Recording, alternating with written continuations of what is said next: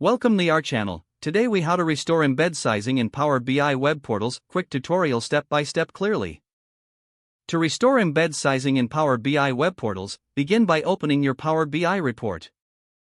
Navigate to the workspace where your report is located. Select the report you wish to embed. Click on the File menu at the top left corner of the screen. From the drop-down, select Embed Report. Choose Website or Portal from the options available. In the pop-up window, look for the embed code. Copy the entire embed code provided. Next, open the web portal where you intend to embed the report. Paste the copied embed code into the HTML section of your portal. Make sure to review the sizing attributes within the embed code. If adjustments are needed, modify the width and height parameters accordingly. Save your changes in the web portal. Refresh the page to apply the changes.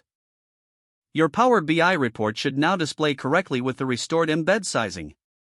Test the embedded report to ensure it functions as expected. If you encounter any issues, double-check the embed code and sizing values. If the page does not load, refresh the browser or try again in a private or incognito window. Make sure you are using the correct email address, then retype it carefully to avoid small typos. If your password is not accepted, use the reset option and create a new strong password you can remember.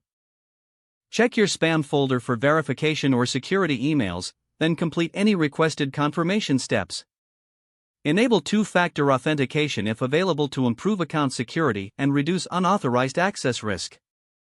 After signing in, review your profile details so your contact information and settings are accurate and current.